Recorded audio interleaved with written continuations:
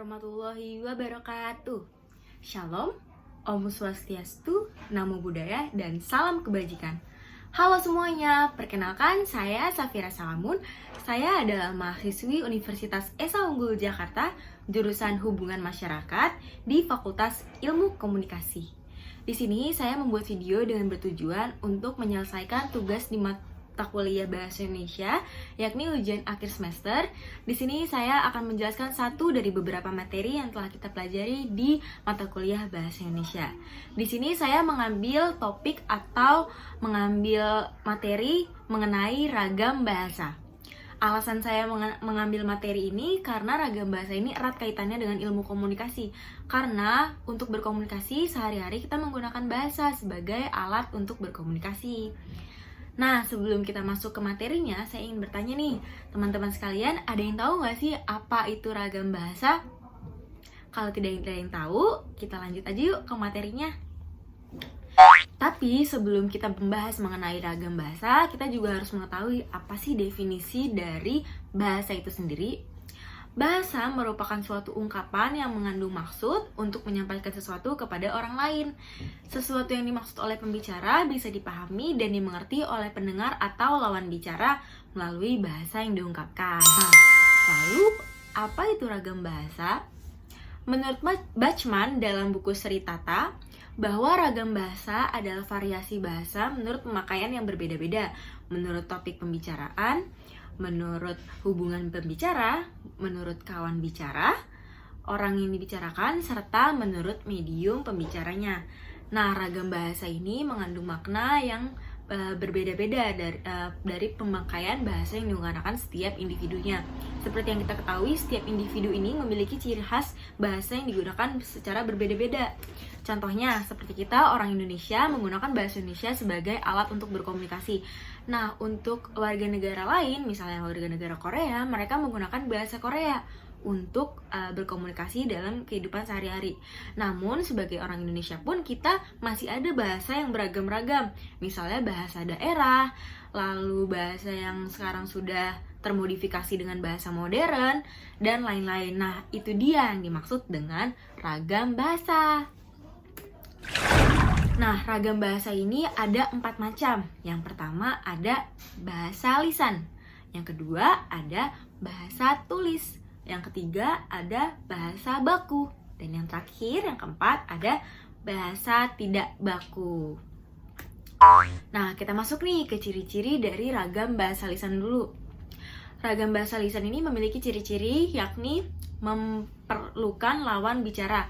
Nah, tentu saja lisan ini kan kita berarti menggunakan bicara secara personal, secara langsung.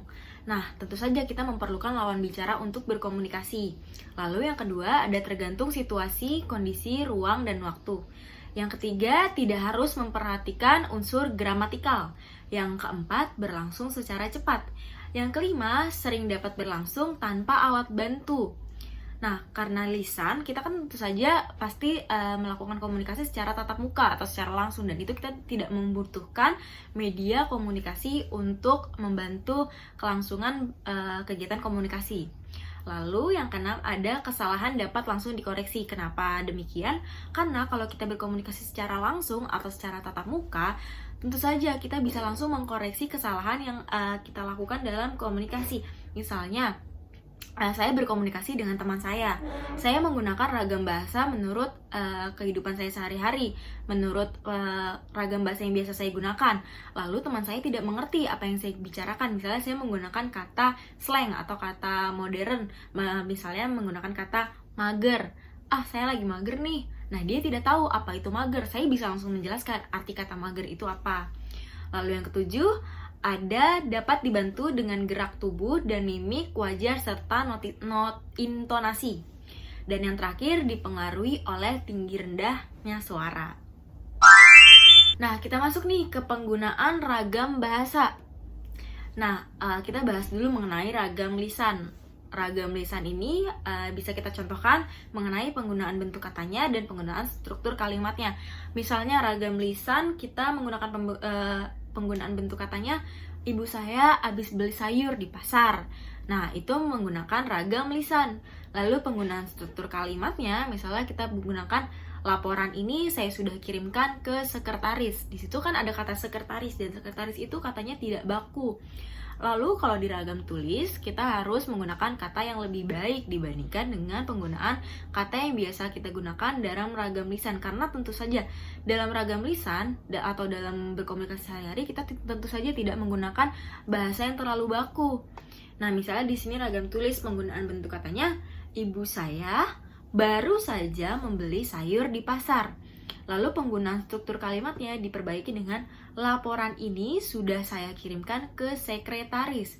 Di sini ada beberapa kata yang dirubah menjadi kata yang lebih baku dan kata yang lebih benar menurut kaidah kebahasaan.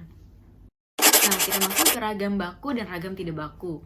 Ragam baku adalah ragam yang diakui oleh sebagian besar masyarakat pemakaiannya sebagai bahasa resmi. Ragam tidak baku ditandai oleh ciri-ciri yang menyimpang dari norma ragam bahasa baku. Ragam tidak baku ini biasanya sudah terkombinasi dengan bahasa-bahasa yang baru atau dikombinasi dengan bahasa modern, bahasa luar. Kita masuk ke faktor penyebab adanya ragam bahasa. Faktor penyebab ragam bahasa ini ada 3, yakni faktor budaya atau letak geografis, ada faktor sejarah, dan ada faktor ilmu pengetahuan.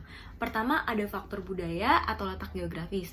Nah, ragam bahasa ini tentunya dipengaruhi oleh faktor budaya, karena budaya di Indonesia ini kan sangat beragam seperti yang kita ketahui. Nah, setiap budaya memiliki ciri khas bahasa yang masing-masing atau bahasa yang berbeda-beda. Maka seperti itulah ragam bahasa ini terkombinasi atau memiliki faktor dari budaya itu sendiri atau letak geografisnya. Misalnya letak geografis seseorang yang berasal dari Medan, saya berasal dari Jakarta. Penggunaan bahasa di Medan itu kan tentu saja intonasinya lebih tinggi dibandingkan orang-orang yang tinggal di Jakarta atau tentu saja di daerah Jawa Barat, karena Jawa Barat intonasi yang digunakan itu lebih rendah. Lalu ada faktor sejarah. Nah, faktor sejarah ini juga mempengaruhi dari ragam bahasa itu sendiri. Misalnya sejarah negara ini memiliki sejarah yang berbeda dengan sejarah negara lain. Karena faktor sejarah itu pula ada terjadinya ragam bahasa yang berbeda-beda di setiap negaranya. Dan yang terakhir ada faktor ilmu pengetahuan. Nah, ilmu pengetahuan ini juga mempengaruhi ragam bahasa seseorang loh. Misalnya seseorang yang lebih mempelajari mengenai bahasa, dia akan tahu bahasa yang baik dan benar untuk digunakan itu seperti apa. Tatanan bahasa yang digunakan pasti lebih rapih dibandingkan orang yang kurang mempelajari mengenai bahasa. Orang yang faktor ilmu pengetahuannya lebih tinggi, tentu saja mereka akan lebih memilah dan memilih kata-kata yang akan ia gunakan untuk berkomunikasi supaya tidak menimbulkan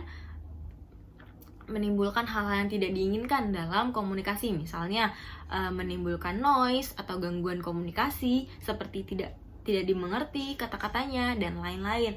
Tapi orang yang pengetahuannya minim atau pengetahuannya biasa saja pasti akan menggunakan bahasa yang lebih umum untuk digunakan. Nah, seperti itulah mengenai ragam bahasa yang telah saya pelajari di mata kuliah Bahasa Indonesia. Nah, teman-teman, sekian dari penjelasan materi yang bisa saya sampaikan.